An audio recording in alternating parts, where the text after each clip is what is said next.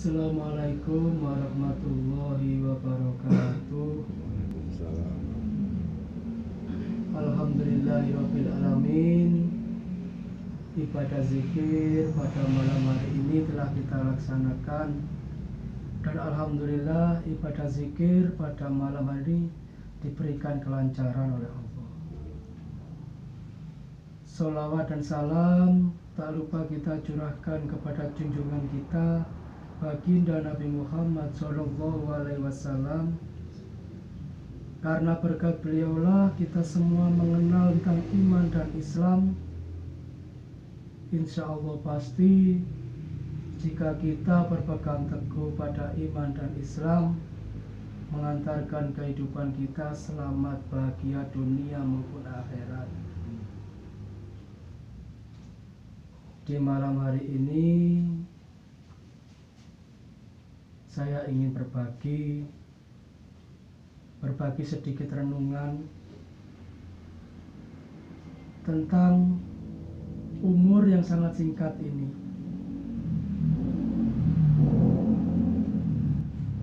Sesungguhnya kita hidup di dunia ini sangatlah cepat. Disadari atau tidak, umur kita setiap hari, bahkan setiap detik itu berkurang, dan semakin dekat kita dengan kematian. Dan pasti semua yang ada di sini pasti akan mengalami kematian. Tidak ada yang abadi, semuanya. Dan ketika kita mati, maka terputuslah semuanya. Biasanya kita zikir bareng-bareng, kita tidur sendiri dalam kubur. Biasanya kita hidup sama keluarga, saudara, teman, tetangga. Setelah meninggal, tidak ada siapapun di dalam kubur, dan kita akan gelap gulita.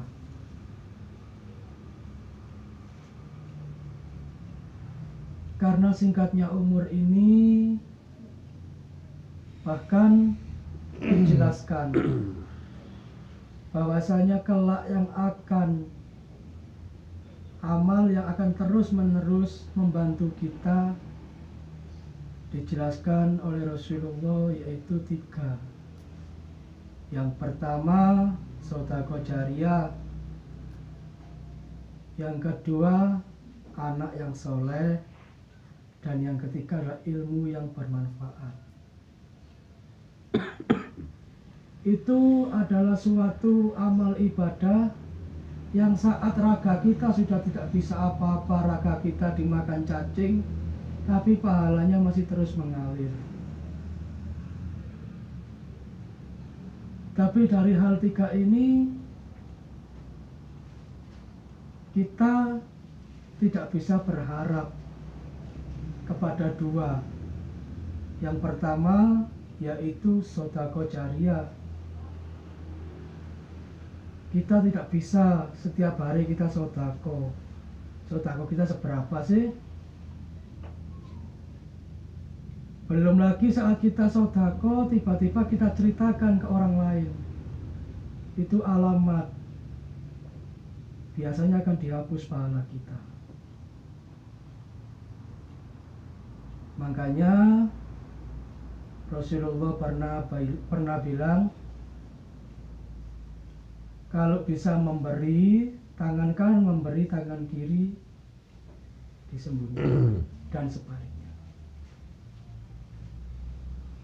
Tujuannya apa? Tujuannya kita agar pahala sedekah kita tetap utuh. Dan yang kedua yaitu anak yang soleh. Ketika anak yang soleh itu, belum tentu kita dititipi Allah anak yang soleh. Jadi kita tidak bisa berharap kedua ini. Sedekah jariyah kita juga tidak bisa berharap. Anak yang soleh juga kita tidak bisa berharap.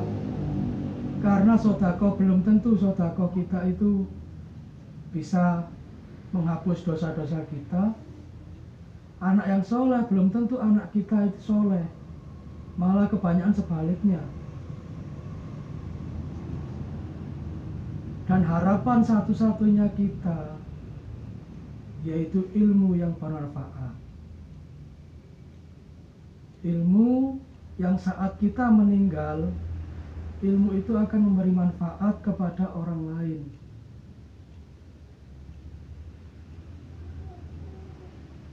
Dan alhamdulillah di Jamaah Al-Badar ini kita diberikan fasilitas oleh Allah berupa ilmu pengobatan media zikir.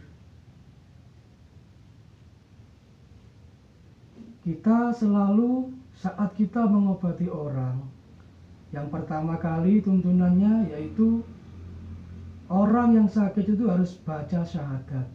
Gini mboten. Dan yang kedua, orang yang sakit itu harus baca istighfar.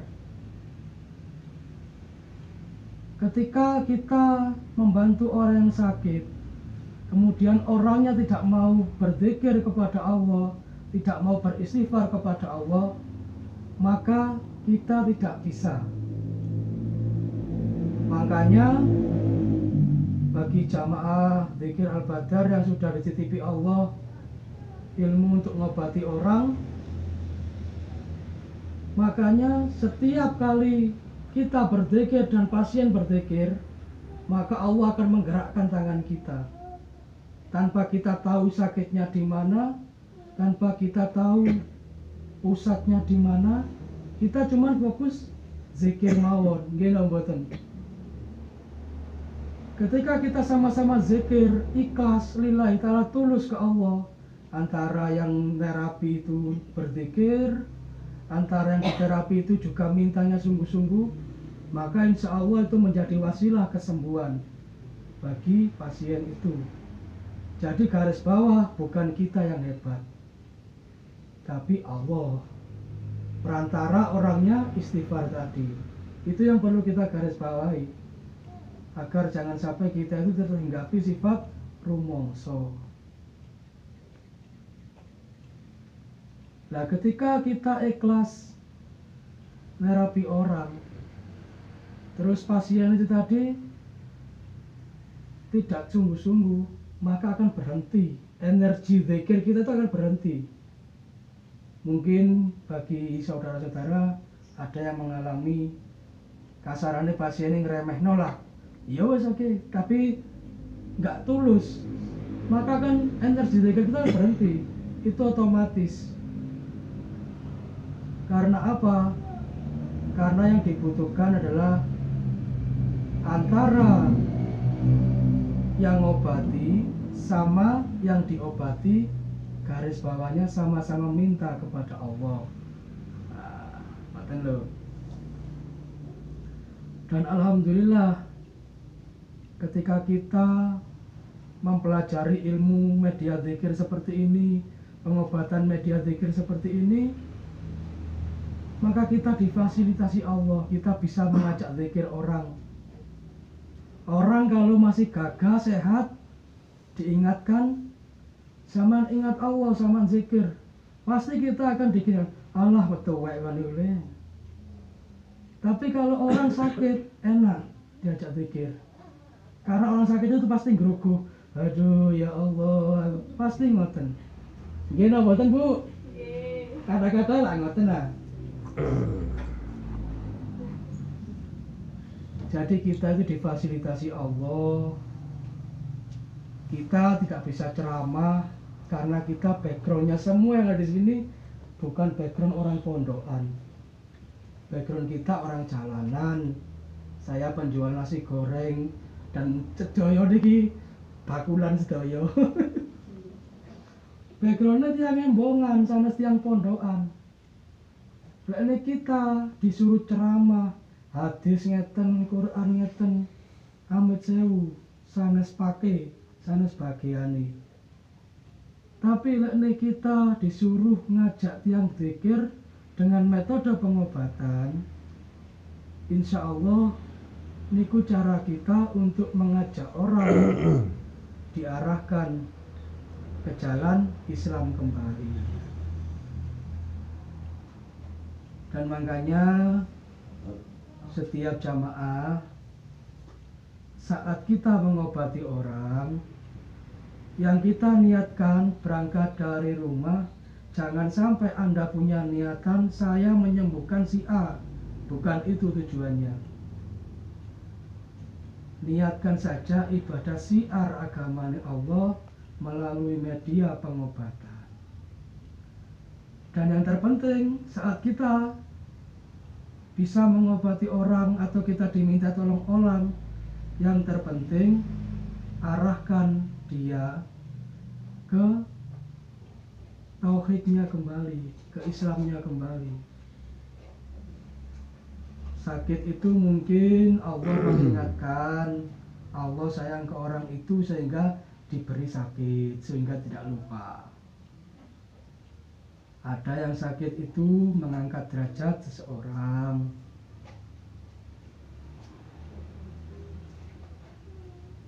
Ada yang sakit itu penebusan dosa, macam-macam.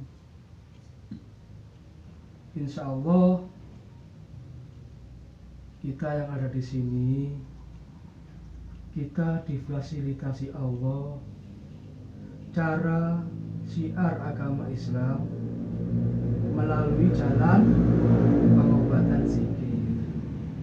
Dan mudah-mudahan Allah selalu menjaga niat kita semua untuk selalu lillahi ta'ala tanpa tendensi apapun. Dan mudah-mudahan ilmu yang kita pelajari semakin bermanfaat, tidak hanya untuk diri kita sendiri, tapi untuk sekitar kita. Semoga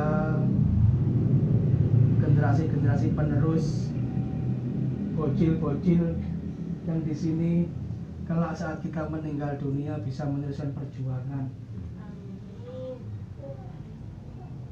Semoga kita semua diberikan oleh Allah rahmat dan ridho Allah agar kita bisa syiar lebih luas lagi. Itu saja yang ingin saya sampaikan.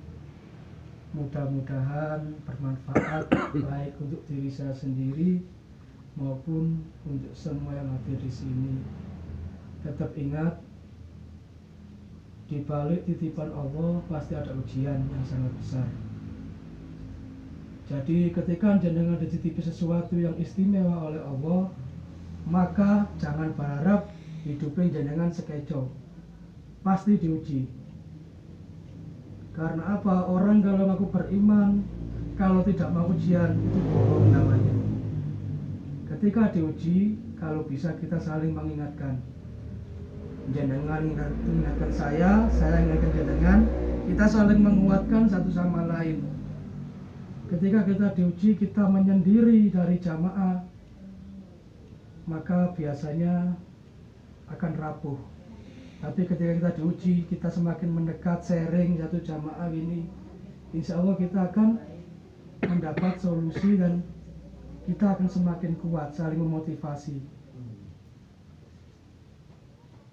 Semoten mawon saking kula menawi lepat kula nyuwun agung pangapunten. Assalamualaikum warahmatullahi wabarakatuh.